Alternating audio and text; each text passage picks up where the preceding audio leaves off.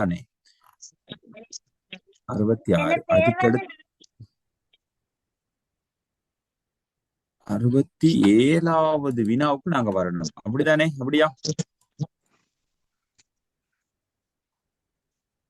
அப்படித்தானே பிள்ளைகள்? சொல்லுங்க.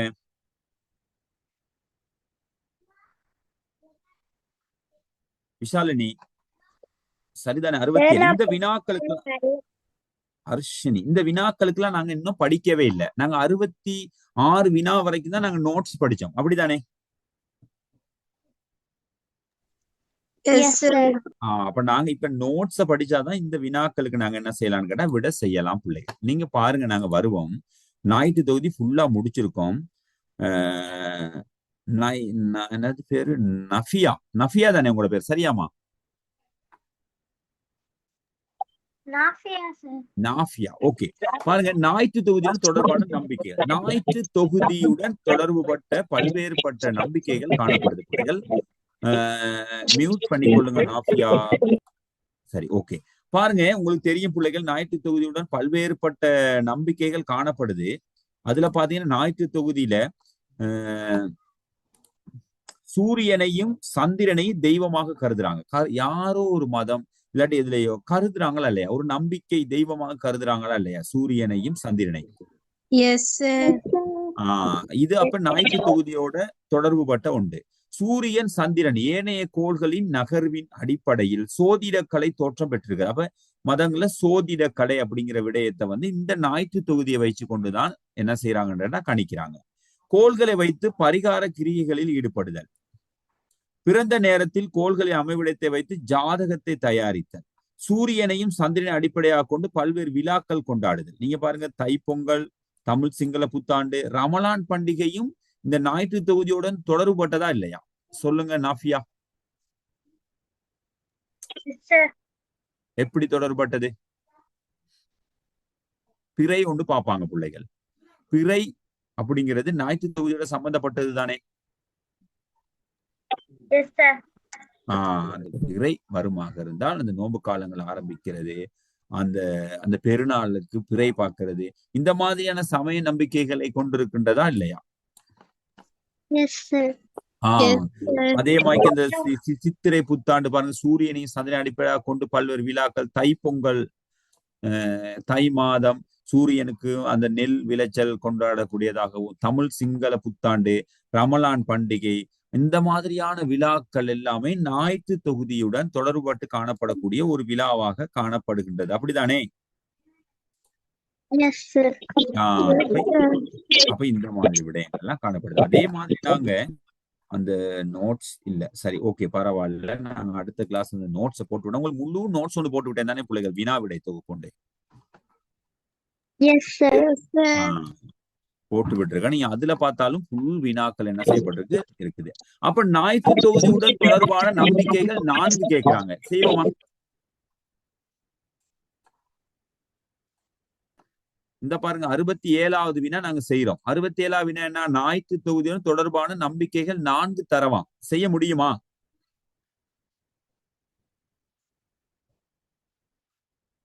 பேசுங்க பிள்ளைகள். நதுஷா, அர்ஷானி செய்யலுமா? 1 2 3 4. நீங்க பாருங்க, 66 வினா செய்திருக்கீங்க. 67வது வினாவா போட்டுக்கொண்டு இதுக்குரிய விடையை செய்றீங்களா? 4 சரி, 7மா செய்றீங்களா? ஆரம்பிச்சிட்டீங்களா?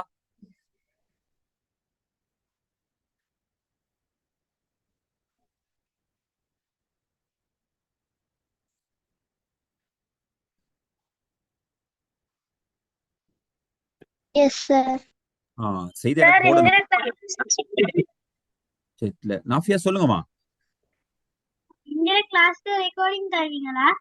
எல்லா ரெக்கார்டிங்குமே நாங்க போடுவோம். அதுல நான் உங்களுக்கு நீங்க மெசேஜ் ஒன்று போடுங்க, லிங்கை போட்டு விட. நீங்க எல்லா ரெக்கார்டிங்கும் இன்னைக்கு கிளாஸ் முடிஞ்சா நாளைக்கு பார்க்கலாம். நாளைக்கு அப்டேட் பண்ணுவாங்க. ஓகேவா?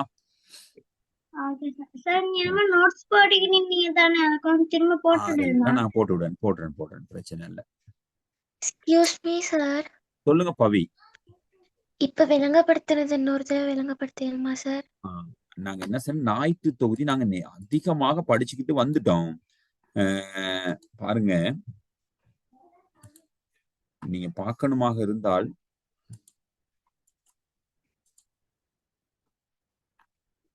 இதெல்லாம் நாங்க படிச்ச பாடம் தாமா. இந்த ஞாயிற்று தொகுதி சம்பந்தமான கோள்கள் சம்பந்தமான எல்லா வினாவும் படிச்சு நாங்க 66 வினா செய்துட்டோம். சரியா? நாங்க 67வது வினாவுல இதுக்கெல்லாம் நாங்க என்ன இருக்கோம் வந்திருந்தேன் இப்ப இருக்கிறோம். இதுக்கெல்லாம் வந்திருந்தீங்க. இப்ப நாங்க என்னன்னா இந்த ஞாயிற்று தொகுதியோட சம்பந்தப்பட்ட சில வினாக்களை நாங்க என்ன செய்யறோம்னு கேட்டா பாக்குறோம். பாருங்க, ஞாயிற்றுத்தோட நம்பிக்கைகள் என்ன மாதிரியான நம்பிக்கைகள் வச்சிருக்காங்கன்னா, மக்கள் சூரியனையும் சந்திரமாக தெய்வமாக கருதுறாங்களே, வணங்குறாங்களா இல்லையா? நாங்க பொதுவா தான் பேசுறோம். எந்த மதம் அப்படின்னு இல்லாம ஏதோ பிரிவினர் நாட்டுல உலகத்துல சூரியனையும் சந்திரனையும் தெய்வமாக கருதுறாங்களா இல்லையா? பவி, ஆம் சார். நீங்க தான் சொல்லணும். ஓகே. அதே மாதிரி சூரியன் சந்திரன் ஏனைய கோள்களின் நகர்வின் அடிப்படையில சோதிடக்கலை தோற்றம் பெற்றிருக்கு. அப்ப இந்துக்கள் அப்படின்னா அவங்க சோதிடக்கலை பார்ப்பாங்க. அந்த சூரியன் சந்திரன் கோள்கள் வந்து நகர்றதை வச்சு கொண்டுதான் என்ன செய்வாங்கன்னா பார்ப்போம். அப்ப அங்கேயும் அப்ப புவியில ஞாயிற்று தொகுதியோட நம்பிக்கை ஒன்று இருக்குது. கோள்களை வைத்து பரிகார கிரியைகள் செய்யறது, பரிகாரங்கள் செய்யறதுமா, இது சயின்ஸோட சம்பந்தப்பட்டதுதான், விஞ்ஞான விளக்கத்தினூடாக சம்பந்தப்பட்டதுதான். சரியா? இப்ப நமக்கு விட்டமின் டி வேணும்னா நம்ம சூரியன் நிக்கிறோமா இல்லையா? சார். அப்ப அந்த மாதிரி கோள்களை வைத்து பரிகார கிரிகள் ஈடுபடலாம். பிறந்த நேரத்தை கோள்களின் அமைவிடத்தை வைத்து ஜாதகம் தயாரித்தல். அதே மாதிரி சில பண்டிகைகள், இங்க தை பொங்கல், தமிழ் சிங்கள புத்தாண்டு, ரமணா, இந்த புத்தாண்டுகள் எல்லாமே ஞாயிற்று தொகுதியுடன் சம்பந்தப்பட்டது தானே. இதுகளை வச்சு கொண்டுதான் என்ன செய்யறாங்கன்னா ஞாயிற்று தொகுதியுடன் தொடர்பட்ட மூட நம்பிக்கைகளாக நாங்க பார்க்கணும். இப்பதான் அதுக்கு என்ன செஞ்சேன்னு கேட்டா கடைசி வினா சொன்னேன், ஞாயிற்று தொகுதியுடன் தொடர்பான நம்பிக்கைகள் 4 தருக அப்படின்னு இருக்கேன். நீங்க வினாவை 66 வினா எழுதிட்டோம், 67வது வினாவா நீங்க போட்டு எழுதுங்க. நாங்க யூனிட் எக்ஸாமும் முடிச்சு கொண்டேதான் வரோம், அப்படிதானே?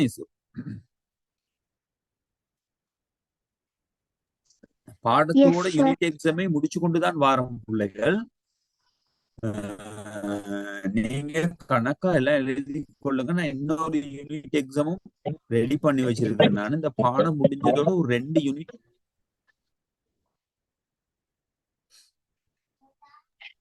சார் எல்லா இதுவும் லிங்க் அனுப்புற குரூப்ல சார் உங்க நம்பருக்கு அட்மின்ல இருக்குது. நீங்க மெசேஜ் ஒன்று போடுங்க. நான் என்ன செய்யறேன் அப்படின்னு கேட்டா உங்களுக்கு நான் போட்டு விடுறேன். சரியா?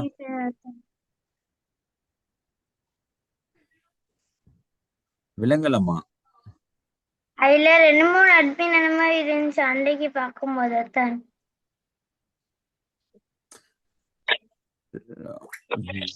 மெசேஜ் ஒன்று போடுங்க. நான் என்ன செய்யறேன்னா அந்த படத்தை போட்டு விடுறேன். நான் பிரச்சனை ஒன்று இல்லை. இருந்தா பாருங்க, யாரும் நம்ம சாத்விகா கூட அதை போட்டு தான் விட்டுருக்காங்க. பிள்ளைகள் உங்களுக்கு நீங்க அதை விடையை செஞ்சா செட்ல போட்டு விடுங்க, நான் திருத்துறேன்.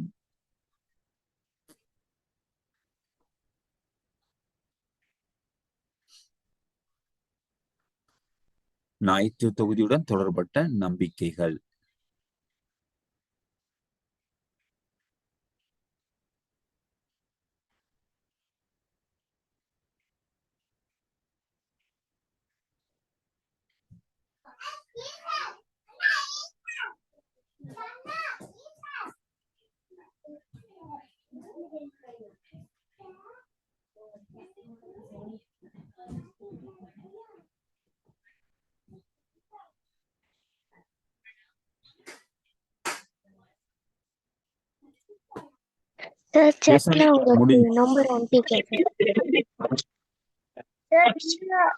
பிடிஎஃப் நீங்க குரூப்ல போட்டுக்கிறீங்களா? போட்டுதான் இருக்கேன் நானு. இல்ல நான் உங்களுக்கு சொல்லுங்க என்னன்னு. இந்த பிடிஎஃப் குரூப்ல போட்டுக்கிறீங்களா? போட்டு இருக்கேன். ரிட்டர்ன் போடலுமா? போட்டு விடுறேன். நான் போடுறேன்னு தானே சொன்னேன். நான் அந்த பாடம் முடியாத நான் போட்டு விடுவேன்னு தானே சொன்னேன் நானு.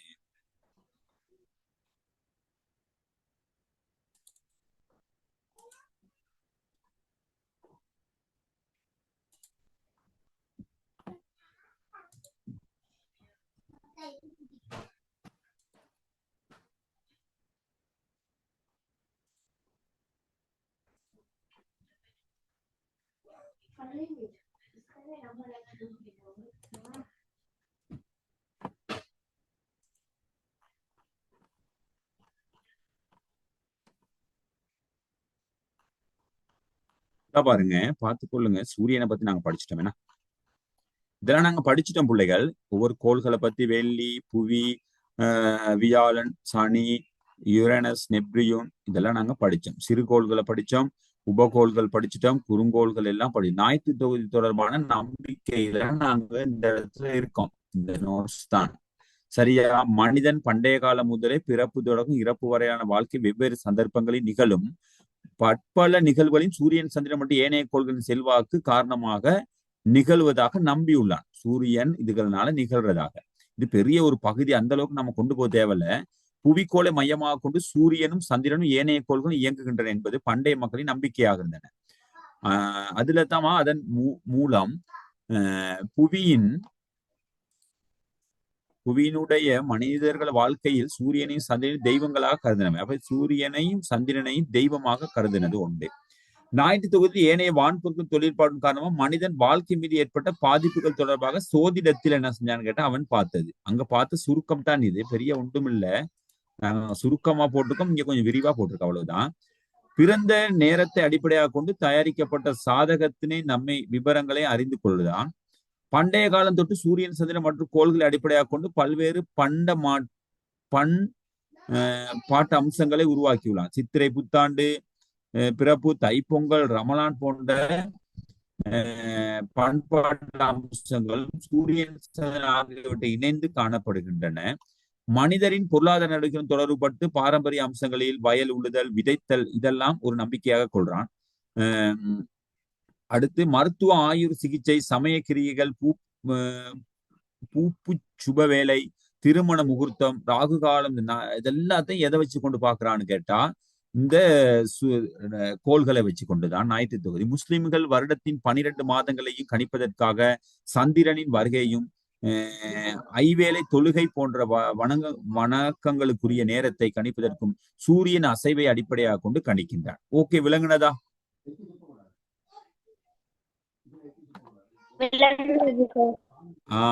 இதுதான். அப்ப இந்த வினாவுக்கு நீங்க விட எழுதியிருப்பீங்க. யாரோ போட்டிருக்காங்களா? இல்ல, போடல. சரி, ஓகே.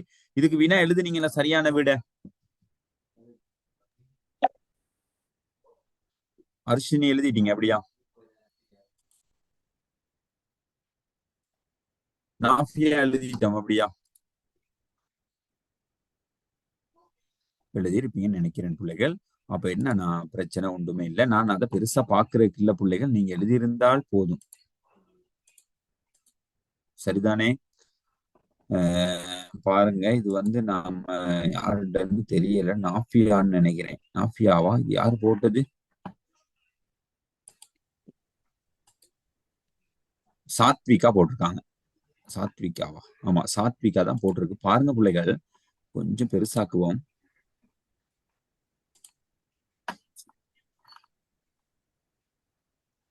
இந்த பாருங்க, சாத்விகா எழுதியிருக்காங்க. ஓகேமா, ஓகே, பிரச்சனை இல்லை. சூரியனை சந்திரனை தெய்வமாக கருதுதல், சூரியன், சந்திரன், ஏனைய கோள்களின் நகர்வினை அடிப்படையாக கொண்டு சோதிடக்கலை தோற்றம் பெற்றிருத்தல், சூரியனையும் சந்திரனை அடிப்படையாக கொண்டு பல்வேறு பண்டிகைகள் கொண்டாடுதல், பிறந்த நேரத்தினை. Okay, super.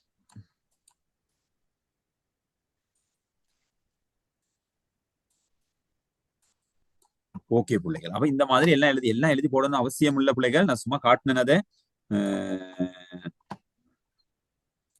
சரி, அடுத்த பகுதிக்கு நாங்க போறோம். விண்வெளி தொடர்பான தகவல்களை வெளியிட்ட முதல் விஞ்ஞானி. இந்த விண்வெளி சம்பந்தமாக இப்படி கோள்கள்லாம் இருக்குது, 8 கோள்கள் 9 கோள்கள்லாம் இருக்குது, இப்படிங்கிற தகவல்களை முதல் இப்ப நீங்க நமக்கு இப்படி யோசிச்சு பாருங்க. நமக்கு சொல்ல முடியுமா? சும்மா யூகித்து சொல்ல முடியுமா? 8 கோள்கள் இருக்குது, சூரியன் மையத்துல இருக்காரு, இப்படி சுழலுது, இப்படி எல்லாம் நம்ம ஒரு கற்பனையில சொல்ல முடியுமா? கற்பனையில சொல்லக்கூடியது பாட புத்தகங்கள்ல வருமா? வரலாற்று ரீதியா எழுதப்படுமா? அது என்ன செய்யணும்? ஆதாரபூர்வமா அறிவின் நூடாக என்ன செய்யணும்? எழுதணும். அப்படின்னா பிள்ளைகள், முதலாக விண்வெளி தொடர்பான தகவல்கள் வெளியிட்ட முதல் விஞ்ஞானி வந்து யாருன்னு கேட்டா, யார் அவரு?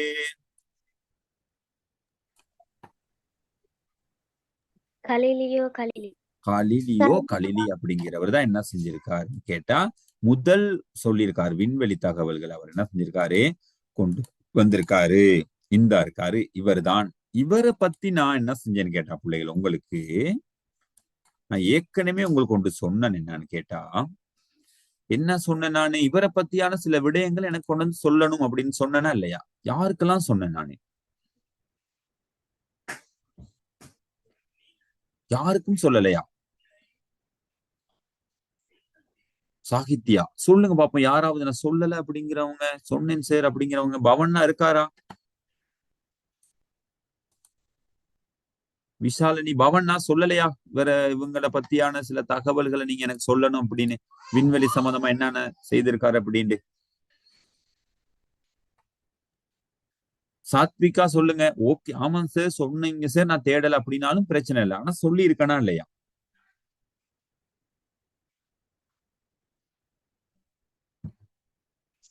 பேச மாட்டேங்கிறீங்களே.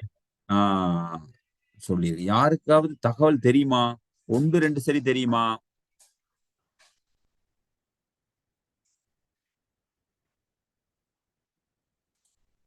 பிள்ளைகள் சொல்லுங்க.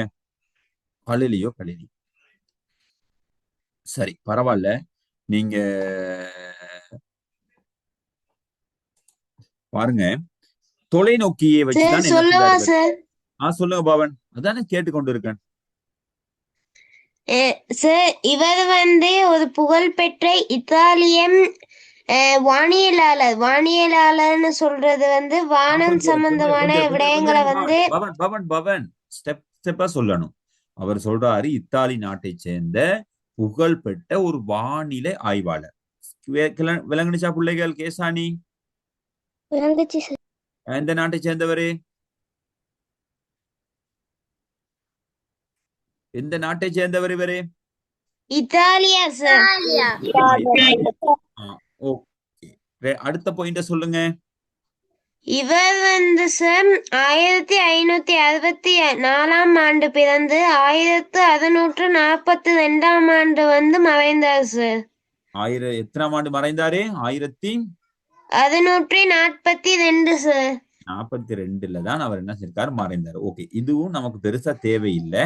சரி இவர் வானிலை சம்பந்தமான தகவல்களை சொன்னா கூட போதும். ஓகே அடுத்து இவர் மேம்படுத்தப்பட்ட ஒரு தொலைநோக்கியை உருவாக்கி அதன் மூலமாக வியாழனின் நிலவுகள், சூரிய புள்ளிகள் மற்றும் நிலவுட்டு மேற்பரப்பை ஆராய்ச்சி செய்திருக்கார் சார். சரி ஓகே. இவர் இந்த கோள்கள் சம்பந்தமா ஞாயிற்று தொகுதி ஆராய்ச்சி செய்வதற்கு அதுல போய் பாக்குறதுக்கு என்ன கருவியை கண்டுபிடிச்சு வச்சிருந்தாரு? தொலைநோக்கி. தொலைக்காட்சி இல்ல பிள்ளைகள், தொலைநோக்கி. என்னதை கண்டுபிடிச்சாரு? தொலைநோக்கி என்ன? தொலைவில் இருக்க விடயத்தை பார்க்கலாம். ரொம்ப தூரத்துல இருக்க விடயத்தை நாங்க என்ன செய்யலாம்? பார்க்க முடியும். இந்த அவருடைய கருவி இதுதான் அந்த தொலைநோக்கிங்கிற ஒரு கருவி. இந்த கருவியை வச்சு கொண்டுதான் கோள்கள் சம்பந்தமான தகவல்களை சொன்னவர் யாரு?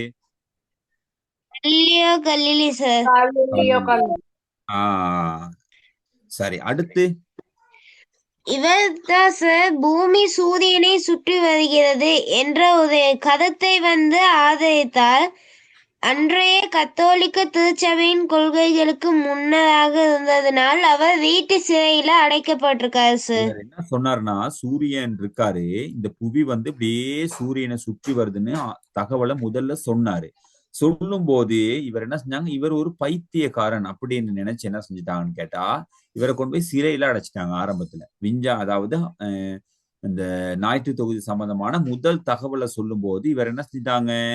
ஒரு பைத்தியம் அப்படிங்கிற ரீதியில அதை ஏற்றுக்கொள்ளாம இவர் சிறையில் முதல்ல அடைக்கப்பட்டார். ஓகேவா நதுஷா? நான் சொல்றது கேக்குதா? கேக்குது சார். ஓகே அடுத்து அது மட்டும் இல்லாம சார் இவர் வியாழன்ல 4 பெரிய நிலவுகள் இருக்கிறதையும் நிலவின் பள்ளங்கள், அப்போ சூரியன்ல உள்ள கரும்புள்ளிகள் மற்றும் பால்வெளி நட்சத்திரங்கள் என்பதை எல்லாம் கண்டறிஞ்சிருக்காரு சார். அவர் கண்டறிஞ்சிருக்காரு. ஓகே இவர் கண்டறிஞ்சதை கொஞ்சம் நான் சொல்றேன் பாருங்க. இவர் தொலைநோக்கியை கண்டுபிடிச்சிருக்காரு. அதுலதான் பார்த்திருக்காரு. பார்க்கும்போது வியாழன்ல அதிக உபகோள் காணப்படுறதா சொல்லியிருக்காரு. வியாழன்ல அதிக உபகோள் காணப்படுது இப்பயும். Yes yes sir. அப்ப அவர் சரியாதான் சொல்லியிருக்காரு. அப்ப ஆரம்பத்துல சொல்லிருக்கா வியாழன்ல அதிகமான உபகோள்கள் காணப்படுது அப்படின்னு சொல்லியிருக்காரு. சூரியன்ல சந்திரன்ல சரியான பள்ளங்கள் காணப்படுது. சந்திரன்ல போய் பார்த்தா பள்ளமா அதிகமான இடங்கள் காணப்படுது அப்படின்னு சொல்லியிருக்காரு. சரியா? சூரியன்ல புள்ளிகள் காணப்படுது அப்படின்னு சொல்லியிருக்காரு. இப்படிலாம் சில விஞ்ஞான சம்பந்தமான பல தகவல்களை சொன்னவர் தான் யாரு? கலிலியோ அதனாலதான் இவருக்கு என்ன செய்யறாங்க, செயற்பாட்டு விஞ்ஞானத்தின் தந்தை என்று சொல்றாங்க. இவருக்கு ஒரு புனைப்பெயர் இருக்கு. என்ன புனைப்பெயர்? செயற்பாட்டு விஞ்ஞான தந்தை. செயற்பாட்டு விஞ்ஞானத்தின் தந்தை. ஓகேவா? Okay sir. இப்ப இப்போ ஒரு அளவுக்கு இவரை பத்தி தெரியுமா? இப்ப நீங்க கலிலியோ பத்தி கொஞ்சம் தெரியுமா பிள்ளைகள்? இப்ப எஸ் சார். இவ்வளவுதான். பெருசா ஒண்ணு இவரை நீங்க சொல்லிக்க தேவையில்லை பிள்ளைகள். உங்களுக்கு புக்குலையும் அந்த அளவுக்கு அவரை பத்தியான விடயங்கள் அவ்வளவு போடுபட இல்லை. சரியா? இந்த பாருங்க,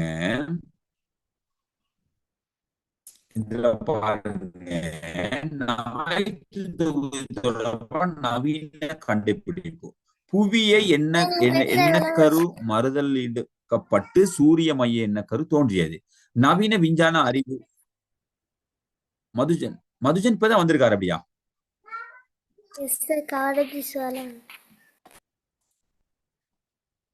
சரி பிள்ளை, இப்ப கேக்குதா நான் பேசுறது? நான் பேசுறது கேக்குதா பிள்ளைகள்? நீங்க சொல்லணும். எஸ் சார் கேக்குது. ஓகே ஓகே சரி. எல்லாரும் கேட்டா தெளிவா சரி மியூட் பண்ணி கொண்டு கேட்டுக்கொண்டிருங்க பிள்ளைகள். உங்களுக்கு நான் பேசுறதுக்கு டைம் தருவேன். ஞாயிற்று நவீன கண்டுபிடிப்பு அப்படின்னா புவியை எண்ணக்கரு மறுதலிக்கப்பட்டு சூரிய மைய எண்ணக்கரு தோன்றியது. நவீன விஞ்ஞான அறிவு விருத்தி அடைந்த அதே வேளை அண்டம் தொடர்பாக தேடி அறிவதில் மனிதன் கவனம் செலுத்த. அண்டம்னு சொன்னா இந்த கோள்கள் இது சம்பந்தமாக தேடி அறியறதுக்கு புதிய சாதனங்கள், செய்மதிகள். இப்ப எல்லாம் பிள்ளைகள் செய்மதி இருக்கா இல்லையா? ராக்கெட்லாம் அனுப்புறாங்களா இல்லையா? நேரடியா படம் பிடிச்சு கொண்டு வருதா இல்லையா?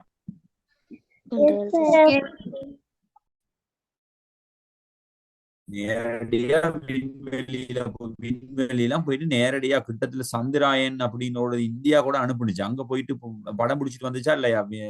சந்திரனை வந்துச்சா இல்லையா பிள்ளைகள்? செய்மதிகள், விண்வெளி ஓட்டங்கள் போன்றவற்றின் வழியே விண்வெளி ஆய்வு விரித்தடைந்தது. ஓகே, 2வது கட்டமாக நீங்க பாத்தீங்கன்னு சொன்னா நல்லா கண்டுகொள்ளுங்க. 1610 கலிலியால் தொலைநோக்கி கண்டுபிடிக்கப்பட்டது. அப்ப இதுதான் கேட்பாங்க. கலிலியோ தொலைநோக்கி கருவி எப்ப கண்டுபிடிக்கப்பட்டது? 1610. அப்ப நீங்க யோசிச்சு பாருங்க. அப்பதான் இந்த கோள்கள் சம்பந்தமான ஒரு விளக்கமே பெறுது. 1610 தான் ஒரு விடயம் ஒன்று கண்டுபிடிக்க போறாங்க. அவர் அந்த கருவியை வச்சுக்கொண்டு. இப்ப யாருன்னா அந்த கருவி தேவைப்படாது. இப்ப செய்மதிகள், விண்வெளிகள் எல்லாம் இருக்குதானே பிள்ளைகள்? விண்வெளிக்கு போறாங்க, ஏவுகணைகள் அனுப்புறாங்க, ராக்கெட் அனுப்பி அங்க பாக்குறாங்க. அப்படியெல்லாம் இருக்கால இப்ப உள்ள நவீன வசதி? ஆரம்பத்துல இந்த தொலைநோக்கி தொலைவில் இருக்கிறத நோக்கி கொஞ்சம் பார்க்கலாம் அப்படிங்கிறத கண்டுபிடிச்சவர் கலிலியோ. எத்தனையாம் ஆண்டு? 1610. கண்டுபிடிச்ச பிறகுதான் அவர் என்ன சொன்னாருன்னு கேட்டா, வியாழன்ல அதிக உபகோள்கள் இருக்கு, சந்திரன்ல பள்ளங்கள் காணப்படுது, சூரியன்ல என்ன செய்யப்படுதுன்னு கேட்டா புள்ளிகள் காணப்படுது. அடுத்து என்ன செய்யப்படுது? சூரியனை என்ன செய்யுது? புவி சுற்றி வருது. இதெல்லாம் சொன்னாரு.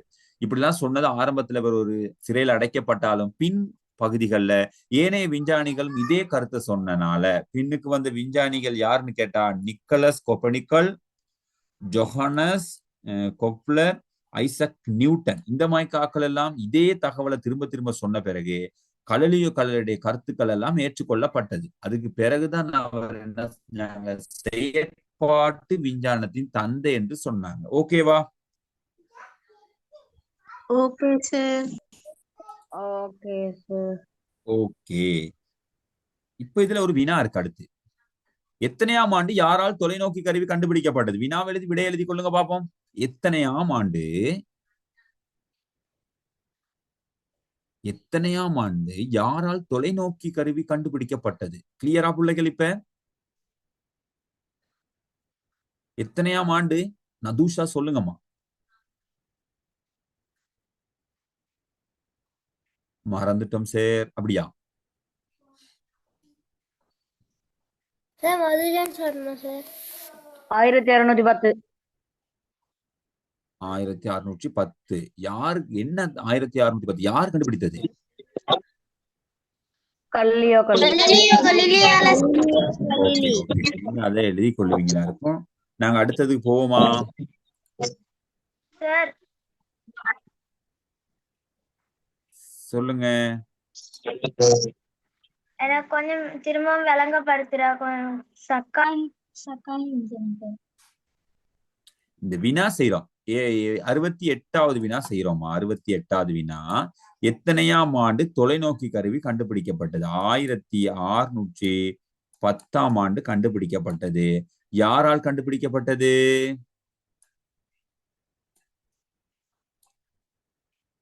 கலிலியோ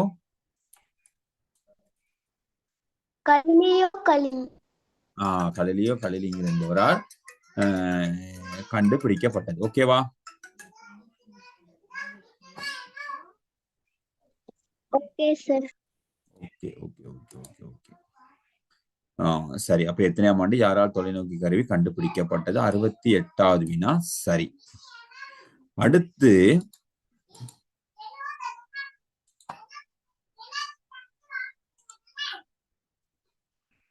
இவரை தெரியுமா?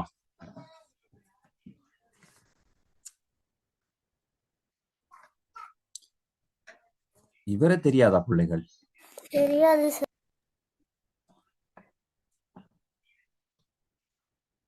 இவரு தான்மா ஆரம்பத்துல முதலாக உலக படத்தை வரைந்தவர். யார் இவரு?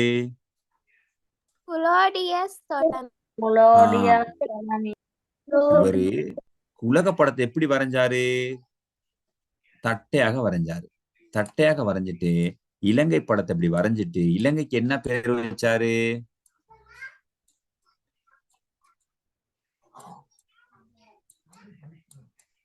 என்ன பேர் வச்சாரு? என்ன பேரு?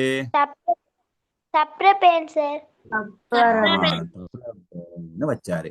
அப்ப அவருக்கு ஆரம்பத்துல புவி வந்து கோலமா இருக்கு அப்படின்னு அவருக்கு என்ன செய்யாது? தெரியாது.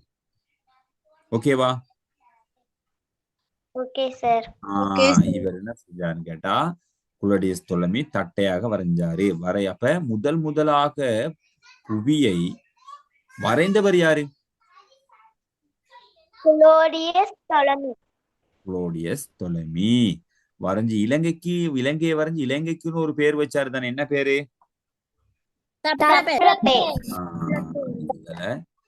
வரைஞ்சாரு.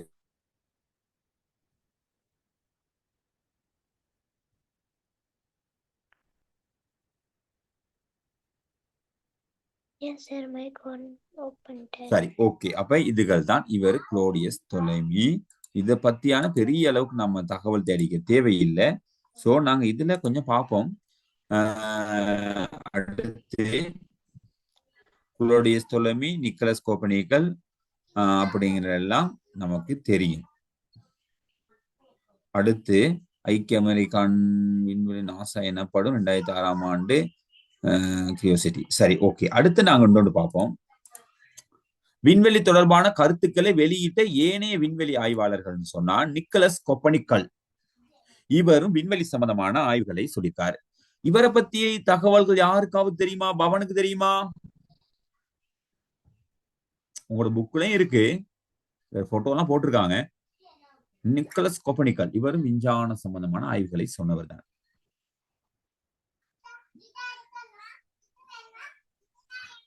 யாருக்காவது தெரியும் இல்லாட்டி தெரியாது அப்படிங்கிறதா சொல்லுங்க.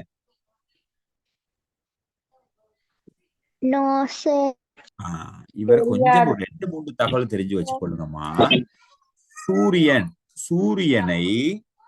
சூரியனை கோள்கள் எல்லாம் என்ன செய்து சுற்றி வருதுன்னு சொன்னவர் தான் இவர். அதனாலதான் இப்ப நாங்க என்ன செய்யறோம்? படிக்கிறோம். விளங்குதா?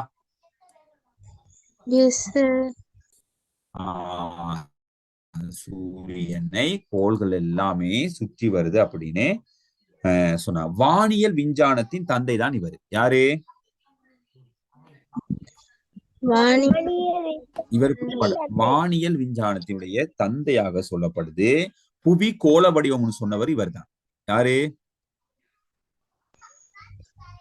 நிக்கலஸ் கோப்பர்னிக்கஸ் தான் புவியை கோள வடிவம், புவி கோள வடிவமானது அப்படின்னு சொன்னவரும் இவர் தான். சரிதானே? இந்த தகவல் போதும் தானே? இவ்வளவுதான், இவ்வளவு போதும் பிள்ளைகள். உங்களுக்கு தகவலே இதுல புக்ல இல்ல, உங்களுக்கு சின்ன தகவல்கள் சும்மா கொடுக்கிறேன் நானு.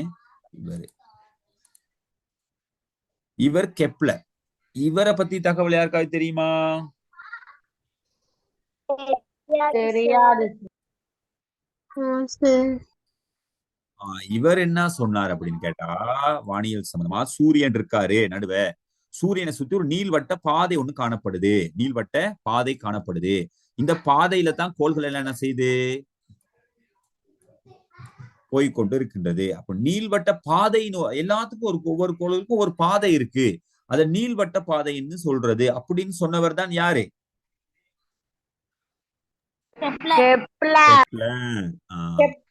அந்த தகவல் உங்களுக்கு போதும். நம்ம நீள்வட்ட பாதையை படிக்கிறோமா இல்லையா? கோள்கள் எல்லாம் எந்த பாதையில போகுது? நீள்வட்ட பாதை. ஆனா அங்க பாதை கீறப்பட்டிருக்கா? இல்ல சார். இல்ல. ஆனா ஒரு பாதையில ஏதோ ஒரு ஓட்டோவா அந்த பாதையில என்ன செய்யுது, அது போய்கொண்டு வருது அப்படின்னு சொல்லியிருக்காரு. இது இவர தெரியாதா? Isaac Newton. புவி ஈர்ப்பு இருக்குன்னு ஈர்ப்பு விசையை கண்டுபிடித்தவர். இப்ப நம்ம எப்பல் மரத்துக்கிட்ட போயிட்டு உட்கார்ந்து எப்பல் கீழே விழுந்தா என்ன செய்வோம்? அதை எடுத்து சாப்பிடுவோம். எடுத்து சாப்பிட்டு சுவையா இருக்கு அப்படின்னு சொல்லிட்டு வந்துருவோம். அப்படித்தானே? ஆனா இவர் என்ன செய்யறாரு கேட்டா, எப்பல் பழம் உண்டு இவர்கிட்ட கேம்பிரிட்ஜ் யூனிவர்சிட்டி கிட்ட ஒரு மரம் உண்டு. அந்த மரத்துக்கிட்ட அவர் போய் உட்கார்ந்து எப்பல் ஒன்று கேள்வி, ஏன் இந்த எப்பல் கீழே விழுந்துச்சு, ஏன் கீழே விழுகணும், இது மேல போயிருக்கலாமே, ஏன் கீழே விழுந்துச்சு அப்படின்னு யோசிக்கிறாரு. எந்த பொருளை தூக்கி போட்டாலும் ஏன் கீழே விழுகுது, இது மேல போயிருக்கலாமே அப்படின்னு யோசித்துதான் அவர் என்ன செஞ்சாருன்னு கேட்டா, இதுக்கெல்லாம் காரணம் ஒரு பொருளை மேல போடும்போது கீழே விழுகுது, நம்மளுடைய கால்கள், பாதம், மரங்கள் எல்லாமே தரையில பதியப்பட்டிருக்குது, எந்த ஒரு பொருளை மேல போட்டாலும் கீழே இருக்குது அப்படின்னா புவியில என்ன இருக்குன்னு அர்த்தம்? ஈர்ப்பு சக்தி இருக்கு. முக்கிய தகவல்கள் எடுத்திருக்கீங்களா கேசானி? சொல்லுங்கம்மா. சூப்பர்மா. இவர்கிட்ட பிறப்பு ஜனவரி 4 1643 பிறந்திருக்கா சார். 1943 தான் அவர் பிறந்திருக்காரு. ஓகே.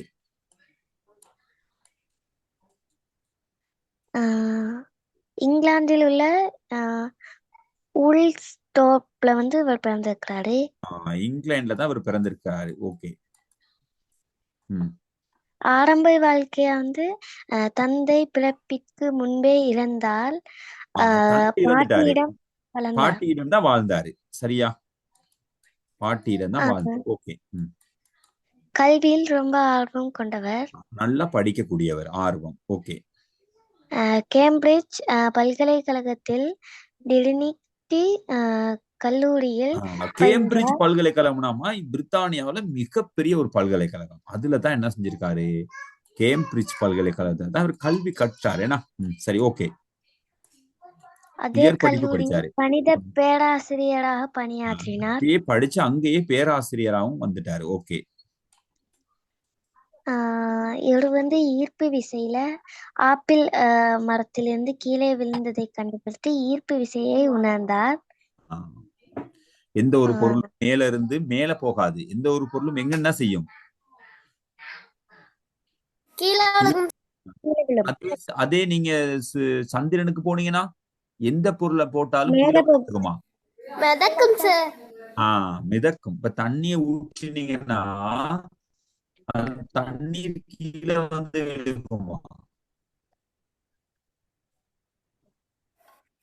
இல்ல சார். கீழே வந்து விழுகுமா? மரங்கள் எல்லாமே வேரோட தரையில பதிக்கப்பட்டிருக்குமா? இல்ல, எல்லாமே மிதக்கும் பிள்ளைகள். அப்ப அங்க ஈர்ப்பு விசை இல்ல, இங்க ஈர்ப்பு விசை இருக்கு. இந்த கோள்கள் எல்லாம் 8 கோள்களும் அப்படியே சுழற்சியா சுற்றி பெறனால சூரியனுடைய ஈர்ப்பு சக்தியில தான் 8 கோள்கள் இயங்குது. இது எல்லாத்தையும் சொன்னவர் யாரு? Isaac Newton. Isaac Newton. Isaac Newton தான் சொன்னாரு. கிளியரா? இப்ப நாங்க கொஞ்சம் பேத்த பத்தி நாங்க படிச்சோம். அவங்களெல்லாம் நீங்க ஓகேவா? இந்த பாருங்க, கலலையோ மிக முக்கியமா பார்த்தோம். குளோடியஸ் தொலமியை பத்தி பார்த்தோம். அடுத்து நிக்கலஸ் கொப்பர்னிக்கஸ் பார்த்தோம். கெப்லர் பார்த்தோம். ஐசாக் நியூட்டன் பார்த்தோம். ஓகேவா? கிளியரா? இவங்கெல்லாம் எதா இருக்காங்க? ஞாயிற்று தொகுதி பத்தி ஒவ்வொரு தகவல்கள் 2 தகவல்களை கண்டுபிடித்து சொன்னவர். ஓகேவா? Okay sir. ஓகே. விண்வெளி ஆய்வுக்கு முதலில் செயற்கைக்கோளை அனுப்பிய நாடு. ஒரு செயற்கைக்கோளை அனுப்பிய என்ன நடக்குது? அனுப்பிய நாடு அமெரிக்கா. எல்லாத்துக்கும் திக்கி திக்கி விளங்குதா? பேசுற கேட்கல.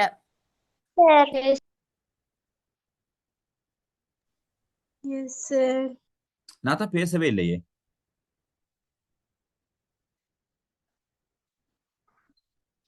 இப்ப ஓகேவா? கேக்குதா? இப்ப இல்ல சார், முதல்ல சார். இப்ப ஓகே. மரியா? Okay okay. விண்வெளி ஆய்வுக்கு முதலில் செயற்கைக்கோளை அனுப்பிய நாடு எது? America. America. NASA. NASA sir. America. Russia. பிழையே. டக்குன்னு எடுத்ததோட அமெரிக்கான்றது. விண்வெளி ஆய்வுக்கு முதலில் செயற்கைக்கோளை அனுப்பிய நாடு வந்து ரஷ்யா. ஓகேவா? Okay sir. ரஷ்ய நாடுதாமா. அப்ப இந்த என்னதான் இருக்கு அப்படின்னு ஆய்வு செய்வோம் அப்படிங்கிற செயற்கைக்கோளை அனுப்பினது. ஐக்கிய அமெரிக்கான் விண்வெளி தொடர்பான தகவல்களை பெறுவதற்கு செயற்கைக்கோள் அனுப்பிய நிறுவனம் எது? அமெரிக்கால ஒரு நிறுவனம் இருக்கதான், மிகப்பெரிய நிறுவனம். ஆய்வு கோள்கள் சம்பந்தமான, ஞாயிற்று தொகுதி சம்பந்தமான பல்வேறுபட்ட தகவல்களை இப்பயும் அந்த நிறுவனம் தான் முன்னணியாக அறிவிக்கும். இப்போ ஒரு விண்கல் விழுகுதா இருந்தா நம்ம நியூஸ்ல சொல்றாங்க, இப்ப ஒரு சூரியன் வந்து ஒரு விண்கல் வந்து விழுகுது பூமியில அப்படின்னு. ஆனா அந்த தகவலை யாரு சொன்னதா இருக்கும்? ஐக்கிய அமெரிக்கா நிறுவனம் சார். நாசா நிறுவனம் சார். நாசா நிறுவனம் தான் சொல்லும். எல்லா தகவலும் முந்திக் கொண்டு சரியா விண்வெளி தகவல்கள் எல்லாம் விண்வெளியில புதுசா ஏற்கனவே ஒரு கோள் வந்து போயிட்டது. 8 கோள் தான். ஆரம்பத்துல 9 கோள்னு சொன்னதும் நாசா தான். அதுக்கு பிறகு ஒரு கோள் ஈர்ப்பு இசை இல்லாம ஒரு கோள் விலகிட்டதுன்னு சொன்னதும் யாரு? ஓகேவா? கிளியரா? கோள்கள் 9 என்பது கோள். இப்ப அதுக்கு பிறகு இன்னொரு புது தகவல் சொல்றாங்க. 9வது கோள் ஒண்ணு என்ன செஞ்சிருக்காங்க? அண்மையில விளக்கிட்டாங்க சார். கண்டுபிடிச்சிருக்காங்க. 9 கோள் விளங்குனுச்சு. ஆனா ஒரு கோள் ஒன்று என்ன செய்யப்பட்டிருக்கு? இப்ப கண்டுபிடிச்சிருக்காங்க. அது ஒரு புதிய தகவல்களாக நீங்க பாருங்க. கோள்கள் 9 அண்மையில் அமெரிக்காவின் கல்டெக் நிறுவனம். எந்த நிறுவனம்? கல்டெக் சார். கல்டெக் நிறுவனம் அப்படிங்கிற ஒரு நிறுவனம் என்ன செய்திருக்குன்னு கேட்டா பாருங்க, மனிதன் வாழலாம் என்று கூறியிருக்காங்க சார். கல்டெக் நிறுவனம் புவியை போல 10 மடங்கு பெரிய கோள் ஒன்றை கண்டுபிடித்திருக்குது. புவியை விட எத்தனை மடங்கு? 10 மடங்கு சார். கோள் அப்படி ஒரு கோள் ஒண்ணு என்ன செஞ்சிருக்கு? கண்டுபிடிச்சிருக்க பிள்ளைகள். அந்த கோள்ல மனிதன் உயிர் வாழலாம் அப்படின்னா நீங்க எல்லாம் ரெடி ஆகுவீங்கன்னா போய் பார்த்துட்டு எனக்கு வீடியோ கால் அடிச்சு போடுங்க, எப்படி இருக்குன்னு பாப்போம்.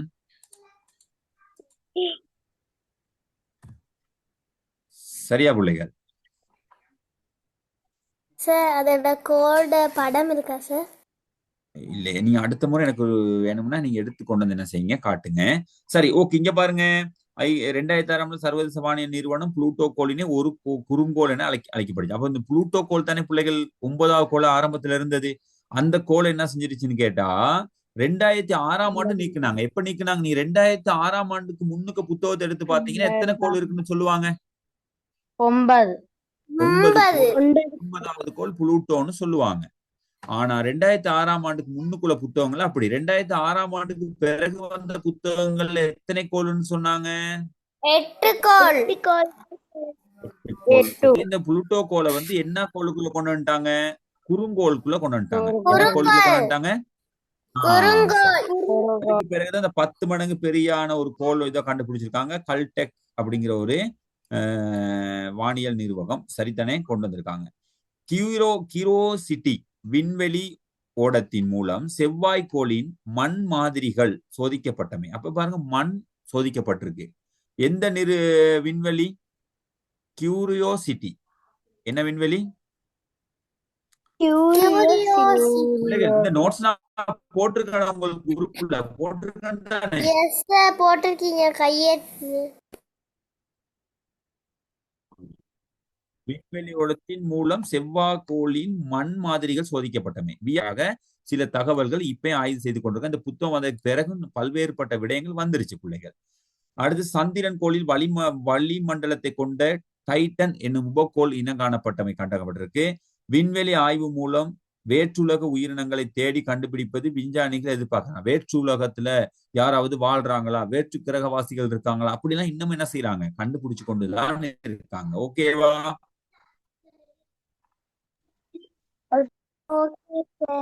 ஓகேவா? அப்படின்னா நாங்க முதலாவது பாடலகை முடிச்சிருக்கோம் அர்த்தம். முதலாவது பாடலகை நாங்க என்ன செஞ்சிருக்கோம்?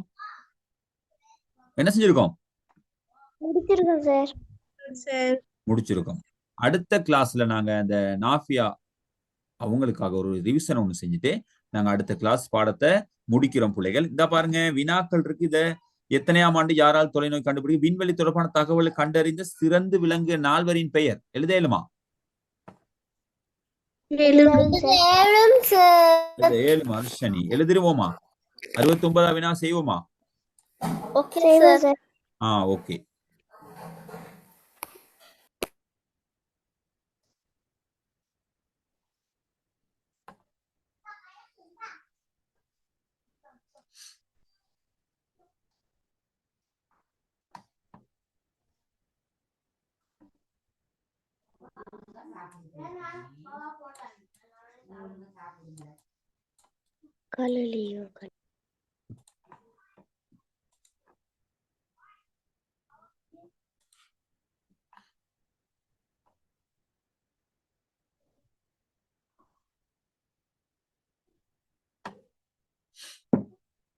நாங்க முதலாக ஒரு செயற்கோளினை விண்ணுக்கு அனுப்புனதாக நாங்க சொன்னோம் தெரியுமா? அது எத்தனையாவது ஆண்டு?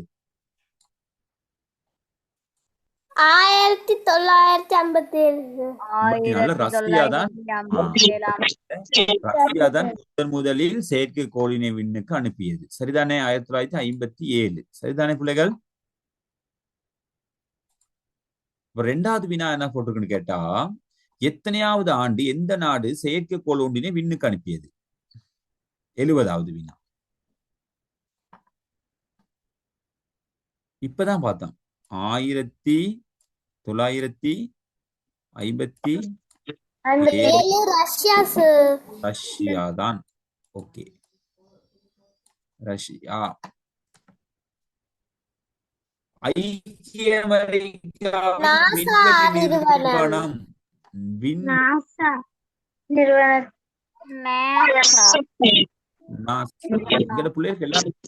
பிள்ளைகளுக்கு எல்லாம் தெரியுது. புளூட்டோ எத்தனையாவது ஆண்டு கோள்களில் இருந்து நீக்கப்பட்டது? 2006. ஐக்கிய அமெரிக்காவின் எந்த விண்வெளி நிறுவனம் 9வது கோள் பற்றி தகவல்களை வெளியிட்டது?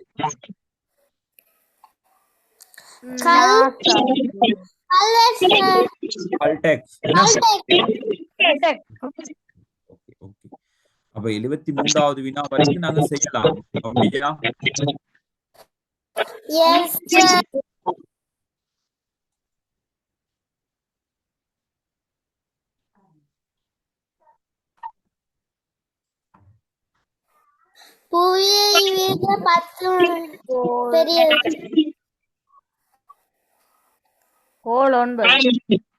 கோள் 9 ஏன்னா தற்போது உள்ள கோள்களின் எண்ணிக்கை எத்தனை? 8 8 சார். ஓகே, செய்துரோமா? 75 வினா செய்ய முடியும். பிள்ளைகள் பேசாம செய்யலாம் வேணா 75 வினா.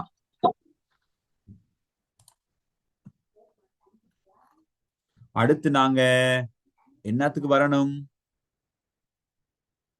அழகி 2 சார். என்னது? உயிரினம் வாழும் இடமா புவி. புவியின் தனித்துவம். ரெண்டாவது புக் வச்சிருக்கீங்க தானே? ரெண்டாவது பாடம் இருக்கு தானே? Yes sir. அடுத்த கிளாஸ்ல ஒரு எக்ஸாம், ரெண்டாவது பாடத்தினுடைய ரிவிஷன், முதலாவது பாடத்தினுடைய ரிவிஷனும் ஒரு யூனிட் எக்ஸாமும் செய்ய போறோம் அடுத்த கிளாஸ்ல. ரெடியா வருவீங்களா படிச்சுட்டு? Okay sir. பிள்ளைகள் நாங்க பாருங்க, முதலாவது பாட அளவுல முதலாவது பாடத்தை நாங்க படிச்சு மியூட் பண்ணிக்கொள்ளுங்க. சவுண்ட் கேக்குது வெளியில. முதலாவது பாடத்தை நாங்க முடிச்சிட்டு மொத்தமாக எத்தனை வினா செய்தோம்? 75 சார். எத்தனை வினா செய்தோம்? 75 வினா செய்திருக்கோம். 75 வினாவை நீங்க விட செஞ்சிருப்பீங்க. அது இல்லாம அடுத்த கிளாஸ்ல முதலாவது பாடத்தை ஒரு சின்னதா வேகமா ஒரு ரிவிஷன் ஒண்ணு செய்துட்டு ஒரு யூனிட் எக்ஸாம் செய்து முதலாவது பாடத்தை வெற்றிகரமாக நெக்ஸ்ட் கிளாஸோட முடிக்கிறோம். ஓகேவா? Okay sir. Okay sir.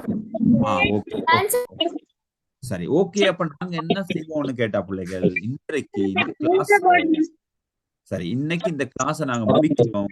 Next class சந்திப்போம் பிள்ளைகள். Okay, bye, good night, God bless you, take care, bye பிள்ளைகள். போடுவேன். Okay, bye, good night. Thank you, sir. Okay, bye, good night, thank you, God bless you. Bye sir. ஓகேமா, bye, good night, God bless you, take care.